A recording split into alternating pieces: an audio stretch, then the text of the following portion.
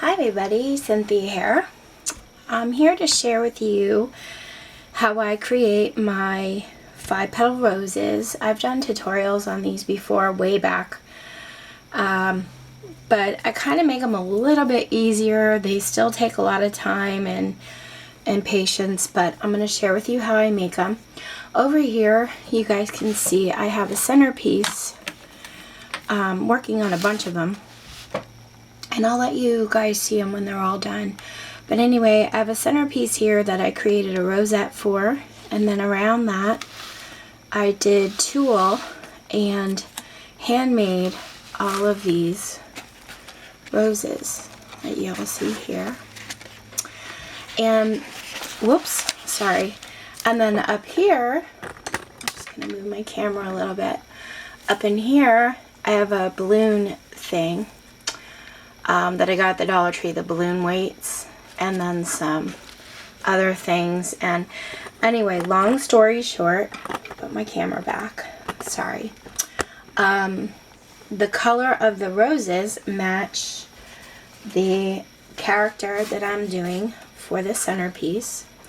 And this one is from Frozen. I'm sure you all recognize her.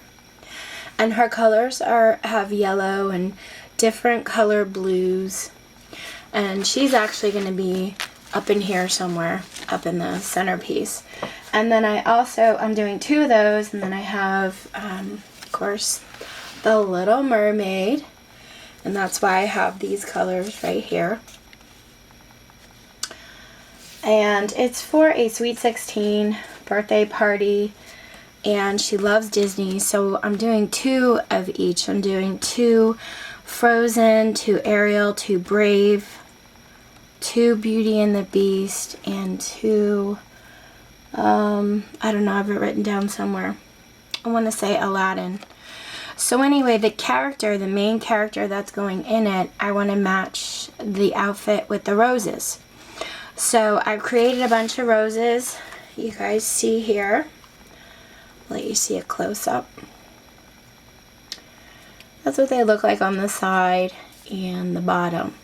And I'm using my medium 5-petal Fiskars punch.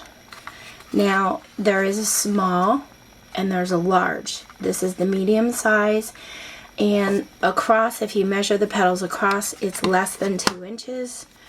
It's maybe like 1 7/8.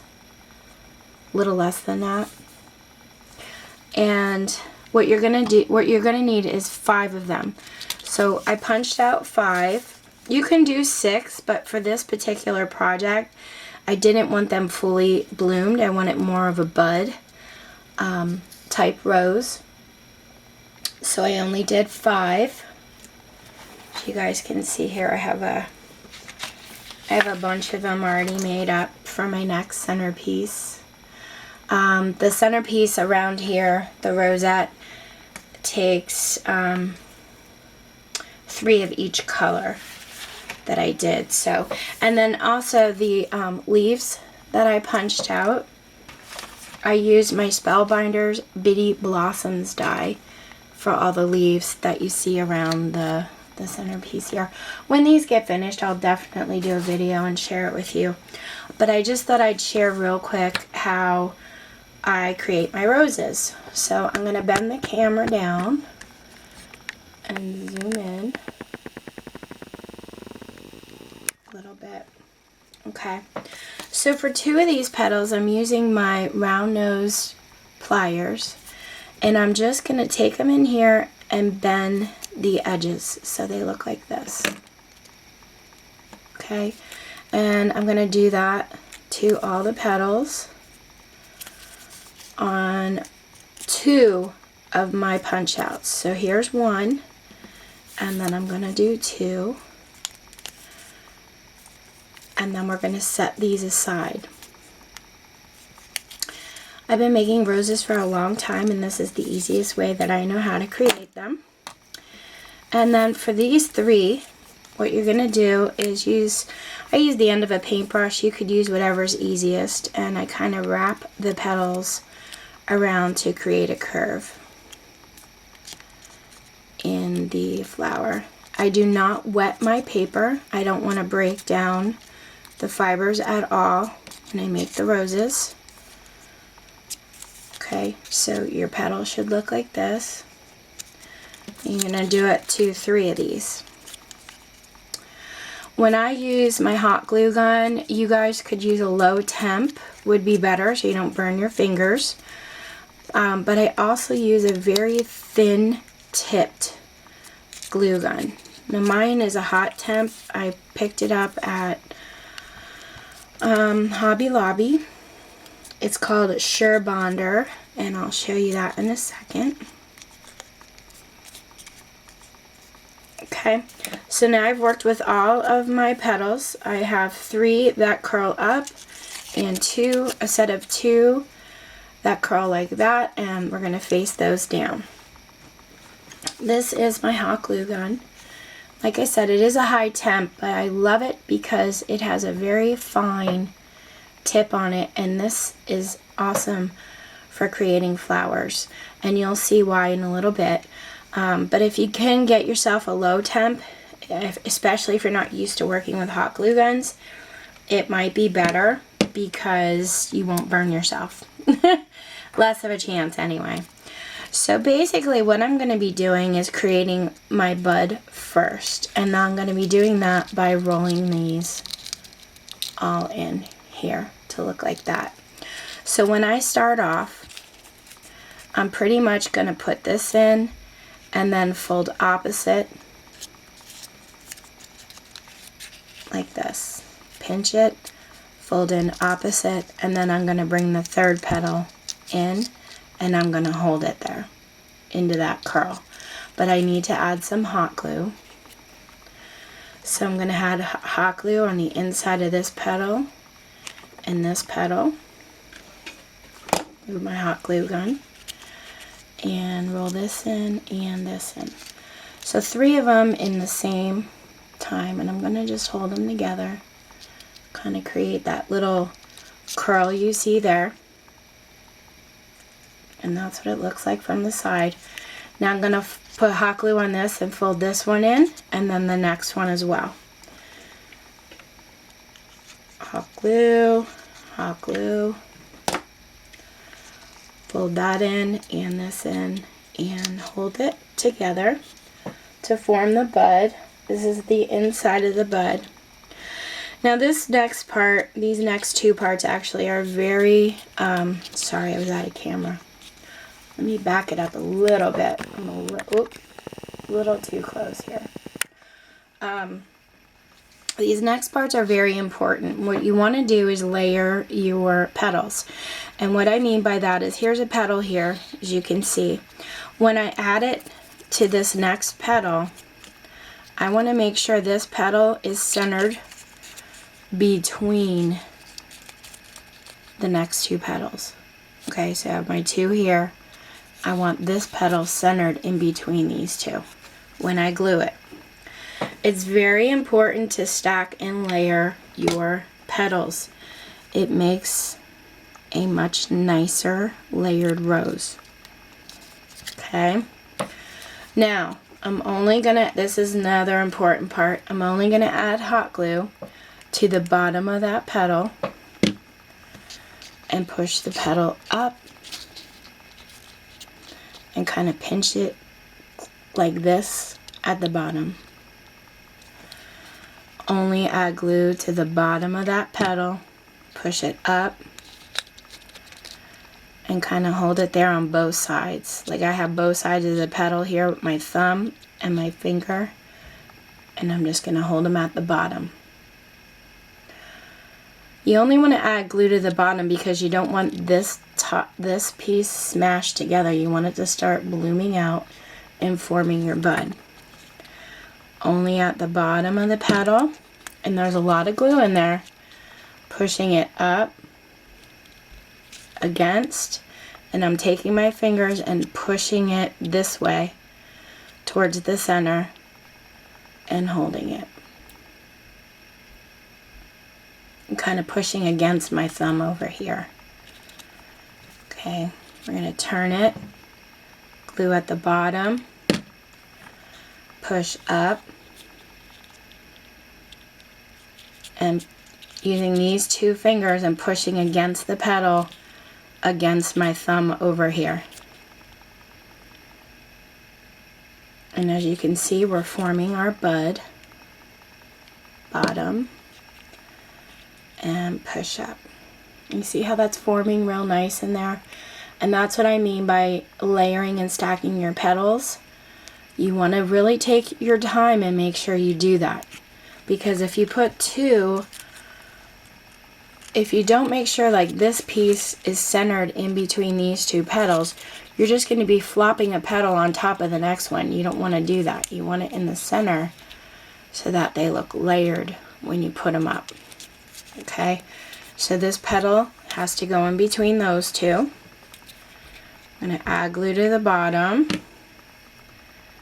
and make sure when I glue it, that I glued this petal in between these two here.